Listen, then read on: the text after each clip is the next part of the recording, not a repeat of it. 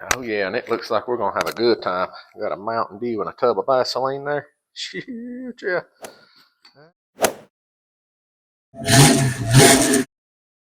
All right, as you can see, buying a white hand here. Kevin, the case is cleaned up. It's painted. Case is cleaned up, painted. Got all the gears pressed back on the shaft. It's all ready to go back in. Start putting some bearings in. Yep, I'm doing it on the transmission jack just like I took it apart. That way when I get it put together, it's ready to jack up in there. So I'm going to take a little bit of 2000 grit and some WD-40 and clean the bearing surfaces where they drive in up just a little. I'm getting just a little bit of surface rust on there. So I want to clean it up, get it oiled up, and then we're going to drive our reverse gear idler in. All right, we got a reverse idler gear going in first. This is the reverse idler gear out of the 76. This is what caused the popping on the 81, 82, 81, 82, 83 trans. You'll notice the rear of the shaft where you drive it in is a D shape. That flat spot will go down on these four-wheel drives. If you look at the back of your transfer case adapter, you'll see how it kind of sits in there. So just make sure when you drive that in, drive it up tight, that the D shape is down. This gear has a little bit of nicking and knacking on it, but it's nothing major. That's kind of normal, like I had mentioned, due to reverse not being synchronized. So to get it in, we're just going to start the shaft in here. Lay the gear in here. Tap her up in there.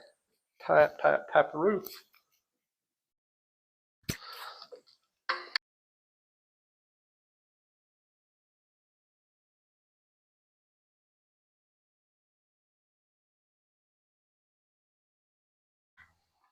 Reverse idler gear in. Next, we're going to lay our counter shaft down in there. Remember, fourth gear on the counter shaft is the big gear. Goes forward toward the input shaft. If I remember how I got this out of there,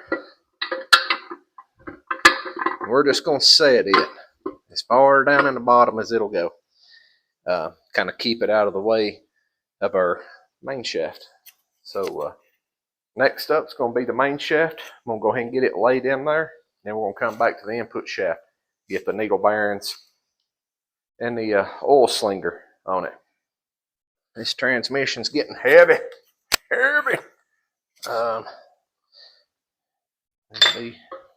Easy. Low gear ain't wanting to stay on there. Get back on there. Stick the long shaft out the back. I'll just rest it right there.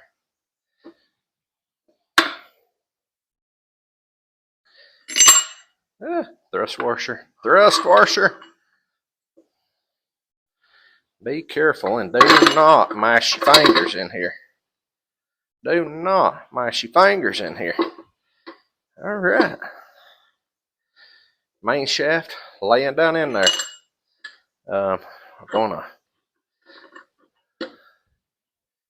We're going to get over here and get on the input shaft. Get the bearings in it. Get it all put together. Whatever you do putting these bearings in the input shaft, do not use grease. Grease will not break down in the oil and it will burn the bearings out of it. Use something like Vaseline that I don't have. So let's see if I can find some Vaseline, pack in bearings in the input shaft, and we'll be ready to get the input shaft synchronizers with the fourth gear in there. We're going to get this, I think they call it the oil slinger, off the input shaft. Don't really know why we need to change it, but it came in the kit, so we're going to put a new one on it. Shouldn't be too bad to put on, so I shouldn't have said that, because every time I say that, things just take a turn for the worse. Sure enough, they do. and that one just popped right off.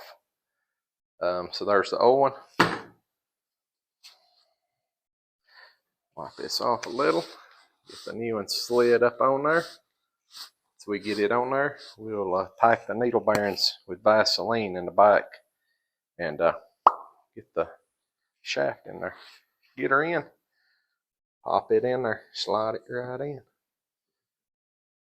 We'll slide the new one down,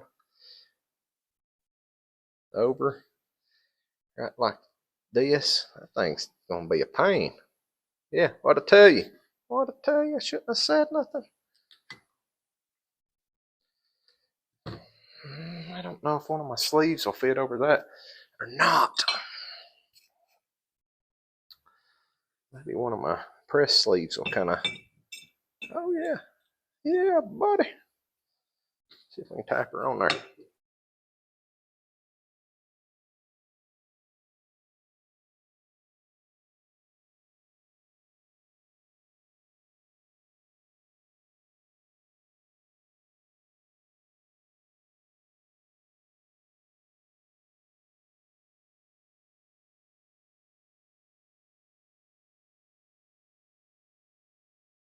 And I think we are down. Down. Just like that. The way the factory one was the rib on this was even with the rib on the input shaft. So there's the, I guess they call it a oil slinger. Oil slinger. Done. Get some Vaseline. Get the bearings packed in. Needle bearings packed in the end of it. Alright. Alright. We're going to put the needle bearings in the input shaft. Put some lube in here, hold them in place, but don't use grease. Grease will burn them up. Burn them up. Grease won't break down in the oil. Vaseline. Vaseline, pack that puppy full of Vaseline. Slide them bearings in there, and it'll dissolve in the oil. It's petroleum based, I guess. But I do know grease will not break down in there, and you will burn those bearings up, burn the input shaft, changing bearings, input shaft, possibly main shaft. So Vaseline. Anything that's in oil, Vaseline. Vaseline. So let's get her put in there. Oh yeah, and it looks like we're gonna have a good time. Got a Mountain Dew and a tub of Vaseline there. Shoot, yeah. All right. I'll just get me a gob of this. Cram it in there.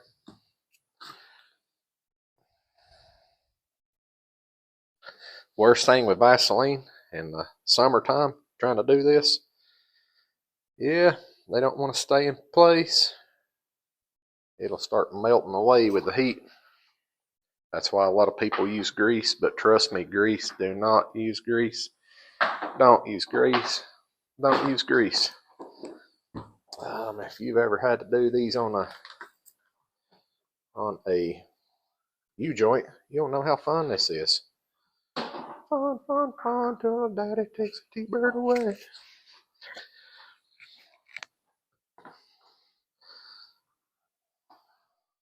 You can see how I'm laying them in there, keeping them tight together. And I'm going to finish getting them all laid in here, and we'll be back in just a minute. All right, so I got all the needle bearings in the end of the input shaft. If you can see the way I have them stacked in there.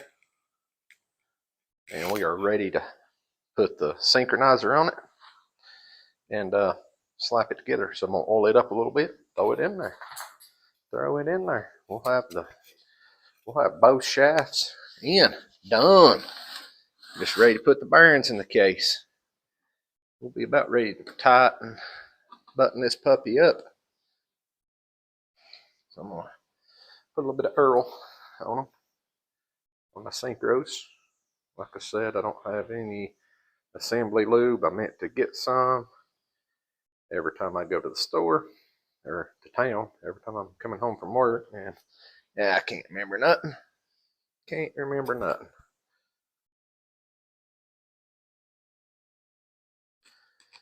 Can't remember nothing. Alright, so we're going to slide our synchros on and go over here and get the input shaft put in the tranny.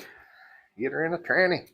Alright, the main thing here, you do not want to knock any of those needle bearings out of that input shaft and have to try to fish them back out of the case or pull everything back out. So be very careful. Be careful. I'm going to try to get everything lined up. Get her put in there. So I got the synchro ring on, the input shaft, 4th gear, new oil slinger, flat spot down. Don't know if it's going to matter. I'll tell you what, it might. So let's slide this synchronizer up in. This will be 4th gear synchronizer. We're going to slide it up in the hub. Make sure these notches on these synchronizers line up with the key on the drum where we put the new keys and springs in. Make sure it lines up with it and the synchronizer sits flush up against this hub. You'll be regretting it if you don't. Be regretting it if you don't. So we're going to put the flat spot down. These are up in here. Probably going to have to wiggle this input or this main shaft around, and it slid right in there. Oh yeah. Oh yeah. Yeah, buddy. All right. You can go ahead and press your input shaft bearing on the input shaft before you put it in the case. I'm going to say I'm not going to, because I like having the extra room to get that shaft in. If that bearing was on there, everything would have to be lined up just perfect. So we're going to put the input bearing on first. If I can find it.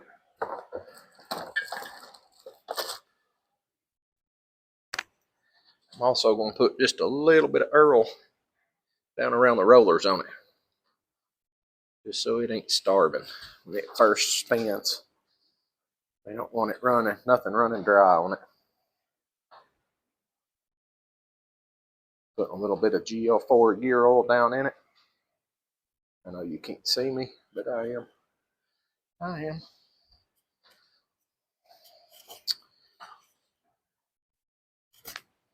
And we're probably going to have to hammer this puppy on there. We'll just try to get it started snugly. And just start tapping it real easy. You don't want to hit on this outer race. Try to hit more on the inner one. Probably going to find the old input bearing, lay up here and use it to drive it up in there with. And we want to seat this bearing all the way in the case.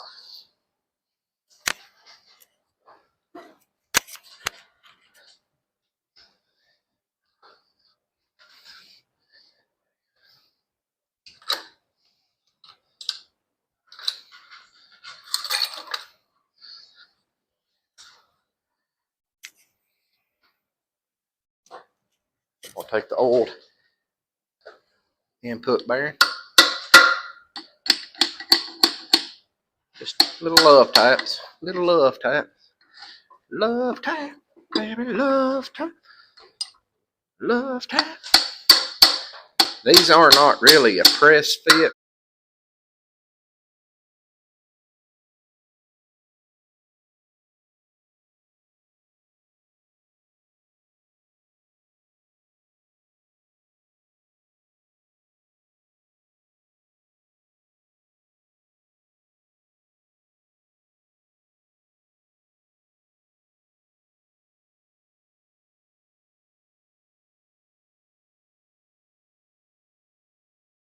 That's about as far as we're going to go with it right now. We want to get the rear part of the shaft up and pretty well centered in the case before we go any further with it. They make a tool. I don't have one, of course, but they make a tool that centers this while you're doing your bearings. Don't forget to put your thrust washer on the back of first gear before you put this bearing on. You'll be regretting it.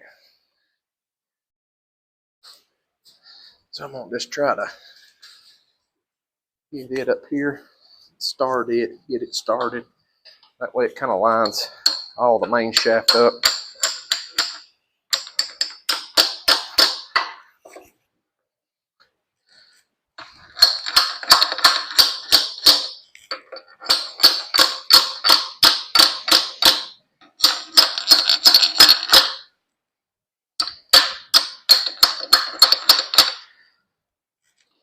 Take one of my old ones, do the same thing I did.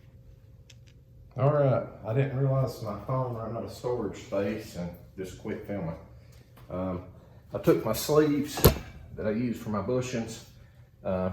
They fit the inner race just perfect. So I kept picking them all up. I'm gonna get it turned around here. And there's a lock ring. Ah, don't fall off. What are you doing?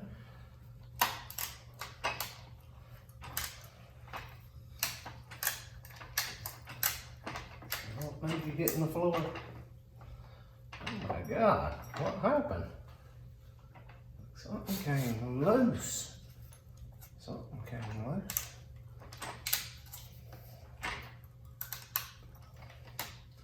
These do not sit on a transmission jack very good at all. Very good at all.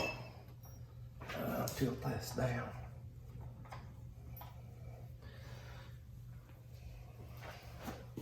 Get the lock ring pliers.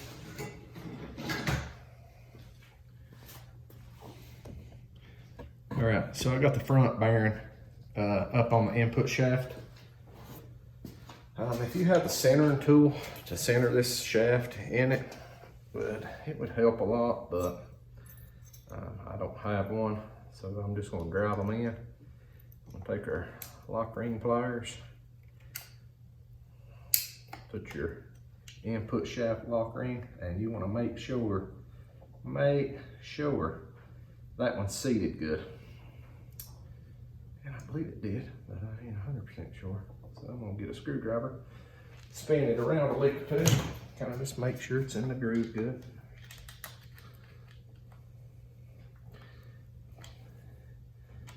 And just give her a little love tap, nothing hard. Oh yeah, oh yeah. And that has the front case bearing in. Now on the rear, I'm gonna take my sleeve, drive it up just a little more, make sure everything still spins freely with the bushing that I have on the rear. Make sure this lock ring goes against the case, doesn't push the front bearing out, and see how it does. See how it does. I'm gonna go ahead and get my lock washer and spanner nut ready. I found the spanner wrench off my four-wheeler. We're gonna modify it a little bit, tack weld a 1/2-inch drive socket on it, and try to get it pretty close. I mean, it's gonna be better than what, you know, it would be with a punch, I guess. So we're gonna do that tomorrow. I'm gonna go ahead and start the lock washer and nut on there, and then we will get the spanner wrench rigged up tomorrow and put it on there. Put it on there. All right, the lock washer has a little ear on it. Don't forget that ear goes in the notch on the end of the output shaft. Not castle nut, but a spanner nut. And tomorrow we will get. All right, there it is. I got my spanner nut started on the back. I found my spanner wrench for my four-wheeler the other day. We're gonna do just a little bit of modifying to it, and probably weld us an old 1/2-inch socket on the end of it here. That way we can torque this. I'm gonna look the torque specs up for it tonight. Also, on the back of this, they recommend to run that lock ring in that oil return hole right there. I guess that kind of makes sense, just opens it up a little bit more. But we're going to get that rigged up tomorrow and torque it. But there it is. I don't have the lower shafts, and there some of the gears is just snipping, tipping just a little. But yeah, all in all, it's turned out really good, really good. I'm tickled. So I'm gonna get back out here tomorrow evening, get the rest of it buttoned up, get the lower shaft bearings in, top cover on, put the shifter in, kind of test it just a little, and put it back in the truck. We'll be ready to go this weekend. All right, so with the main shaft in, I've been trying to figure out how to get the counter shaft to center and get it to where I can get the bearings in it. I mean, I could probably pick it up and force them in there, but I got to thinking, I think I'm gonna set me a couple blocks of wood down here, flip that puppy upside down. That should let the gears set down and mesh on top of the other gears where they go and be pretty well close to center. Close enough, good enough. So I'm gonna get it off the jack here, flip it over on 2 blocks of wood and see if that'll work. All right, so let's see here. I flip the case upside down. I'm gonna oil the rear counter shaft bearing up a little bit, get a little bit of oil in that, and see if we can't drive this puppy in there.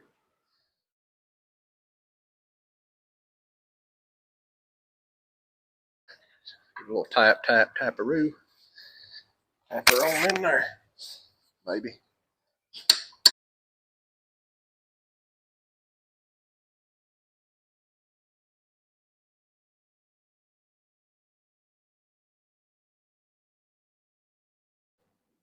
That is a lot closer than it was. Find my sleeve. Will fit over that one. That's it. That's it.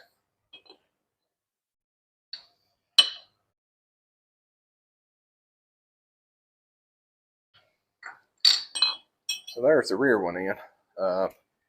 This shaft's gonna have to come back a little bit. Get the C-clip on it. But we'll work it back.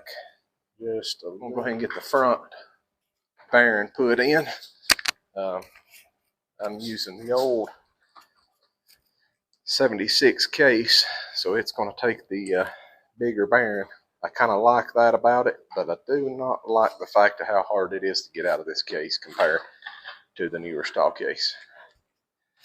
But hopefully we don't never have to get back in here again.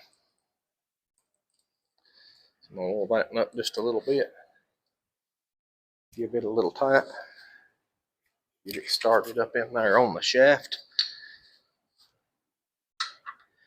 Well, I end up taking the hammer handle, putting it against the end of the shaft up against my leg, and tap this in with a sleeve a lick or two, and it popped right in.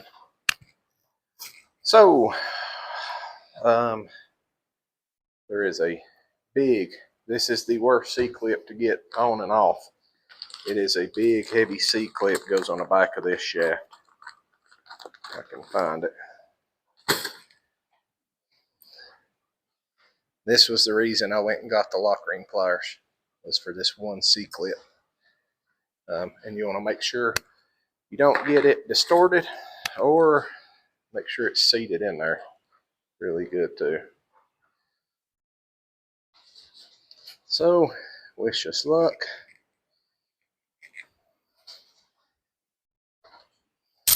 Ah! There you go. That hurt. That hurt.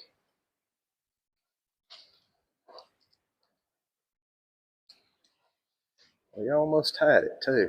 Almost had it.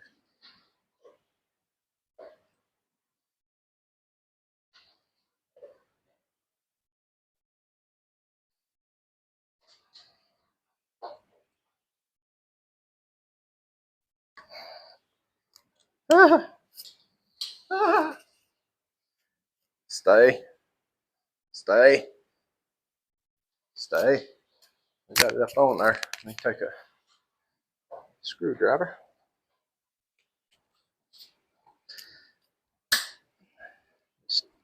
I'll take the pliers, just punch it. You want to make sure that is seated in that groove all the way around. All the way around. And we are sounding pretty good. All right, I'm going to get it back over here on the jack, and we're going to kind of figure out about what we need to do with this. So, all right, we're going to get our input retainer seal put in. Turn it up like this. Be really careful with it. You don't want to mess this up and have gear oil leaking down in around your clutch and bell housing area. That could be bad. Be really bad. You don't want it. Don't want it. So it's going to lay in here right backwards of the way you would think it would drive in, because this is the inside of the case. I'm just going to lay it down here and tap it real gently. Just gently tap it in. You want to get that lip down flush with the top of the bearing retainer.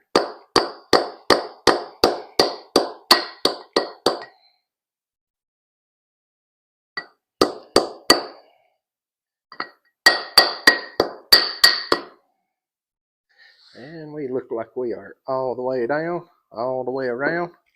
I cleaned this up a little. I didn't paint it. Sorry, Kevin.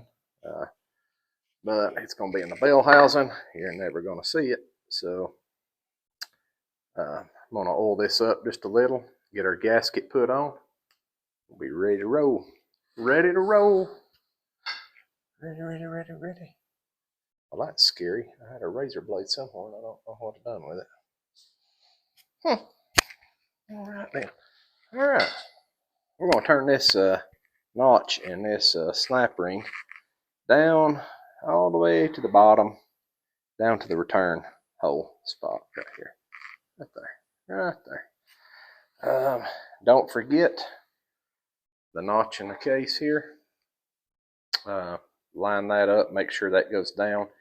Lines up with your return hole on the transmission. We're just going to slip her up on here. And I'm not for sure what these torque to, but we're going to give it a little ugga-duggas on the small 1/4 inch impact.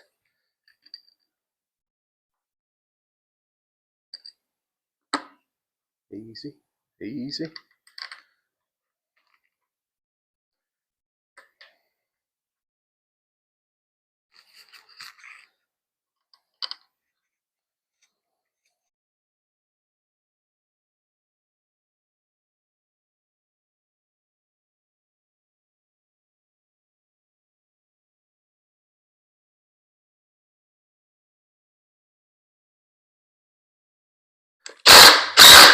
Easy.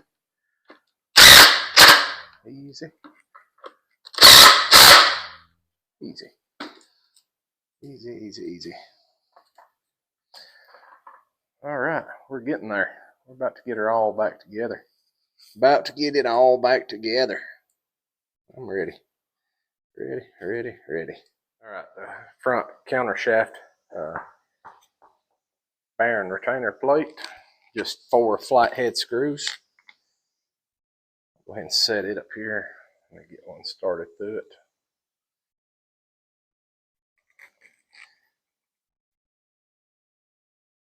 Get one started. Gotta do this, not get in front of the camera.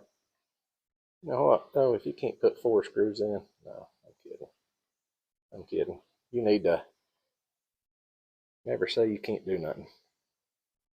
And you never know if you don't try. You never know if you don't try.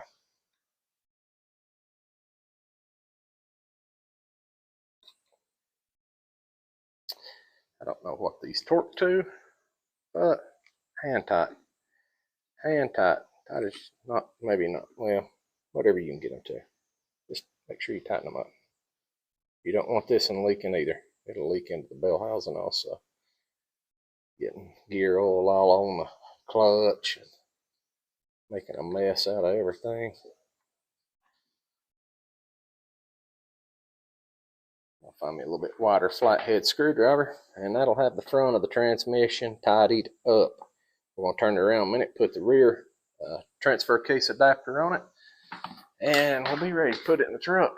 What I end up doing on the rear spanner nut, I'll look back at the video. I had about a thread and a half left showing, and I tightened this one up to about a thread showing. I didn't go much tighter than that, so I just tried to put the nut back about where it was at.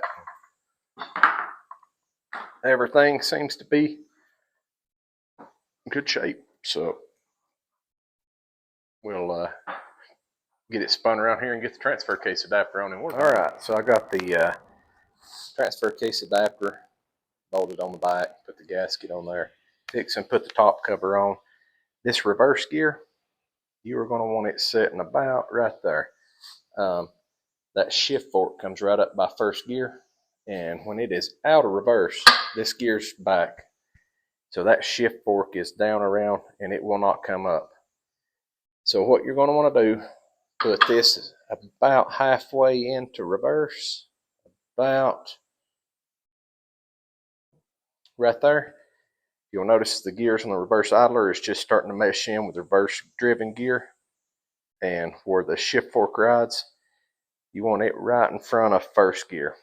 I'm going to get my gasket on here, and I'll show you again on the top plate how you want it set before you set it down in there. Let me get my gasket put on here, get the top plate over here, and we'll get it ready to set on there. Of course, I didn't film putting it on, but you can see reverse is not all the way up in there and about halfway out. So, yeah, we're done. Done with the 465. So I'm fixing to get the cross member painted, slide this up and under there, pop it in. This time I only pulled it from the bell housing, took the 4 bolts out of the bell housing, pulled the transmission out, so the clutch, everything, bell housing, Z-bar, that's all still up there. So hopefully, I mean, I've got a mess. I got to get some stuff cleaned up too before I get started with this. Hopefully this might help somebody out. If you ever decide to brave doing it yourself, it is a job. Actually, rebuilding the transmission ain't bad. Getting the bearings out, that's rough. That's rough. Transmission is in the truck, like I said, wasn't too bad. This 76 case, yeah, it was bad. So we're gonna cross our fingers, throw it in there, and hope it does pretty good. So hang around. We're gonna have another video getting her pulled out here. We had some storms the other night, caved the garage door in, so I'm gonna have to do some bracing on it so it don't fall on the truck when we open it. But we're gonna get it thrown back in here and take it for a spin. Another thing I was gonna show you on these, if you got an earlier model like this with a flat cross member, the front drive shaft is bad to hit right here on this corner. Especially when you lift it, lets that double cardian joint drop down a little bit and rubs.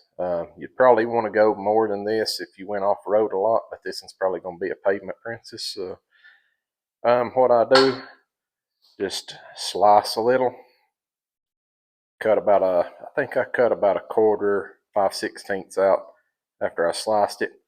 Push this down, welded it up, ground it back down, put a little dimple. The backside's dimpled pretty good from where it bolts to the transfer case. Why they didn't bring that on out to the front, I guess they didn't plan on people lifting them. But I'm going to get this cleaned up and get ready to stab the transmission back in it. Oh, much better. Much better. No slipping, shifting smooth, quiet. Oh, yeah. This is so quiet I can fall asleep. Now, these cars are loud, though. Loud. But we're fixing to get off our road here, hit the main highway up here. We'll come back a little bit, see how it does when we get it out on the big road. I am happier than a puppy with two peckers. Like, this thing is doing awesome. And I can come to town 100 times and never see a cop. And I've passed, I don't know how many counties, cities, highway patrol. I'm just waiting. The highway patrol will pull you over for not having a bumper here. I never knew that was a law until I got pulled over in a 70 model I built and didn't have a bumper on it. Kind of the same thing, got eager, got ready to start driving it before it was ever finished. Well, it was finished other than the bumper. But it is doing awesome. Awesome. Like, building that 4-speed was one of the best things I could ever done. There's a bunch of idiots driving in town. But yeah, so far I love it. Well, it's done, finished, and I love it. Love the 4-speed in it. It's been in there. I drove it to work a couple of days this week. Done really good, except for it had a small oil leak. So I have pulled it back out, put it back in. I can pull one of these out and put it back in a couple hours. Had a small leak around the front main shaft, the bearing retainer, the input, the sleeve that your throwout bearing rides on. I tried not to use any RTV, just enough to kind of hold the gasket till I get it put on there. But I had a small leak around it. Don't want any leaks on it. You know, I don't have any leaks on the engine or anything. So pulled it back out to fix that. Kind of sucked, but I enjoyed driving it. I drove it to work, I think, twice. Wife and I took it to town a few days, but it is done. Well, you can't see the shifter because I ain't got it back in yet. I'm still putting the tunnel in, but it is done. So I just want to thank everybody for hanging around for these 5 parts of putting this video, this transmission together. So don't forget to like, comment, subscribe. We're fixing to put this to the side for a little while. It's warmed up enough. I'm going to pull the 67 GMC. I'm going to call it a C10, even though it's a C15. Nobody looks for a C15. Going to pull it out of the barn. It's getting cut down to a short bed pretty soon. Hopefully get to start on it in the next month or so. Before we start on that, though, we've got my brother-in-law's 78 K10, and we're going to do some rust repair on it. Rockers, cab corners, floor pans, cab braces. It needs a lot. It needs a lot of love. So we're going to get it patched up, and then we're going to pull the 67 out. So we're going to have a few more new projects coming in this year, hoping to get the 67 done this year. But hang around, because I'm going to show you how I 5-lug disc brake swap it for $0. Yep.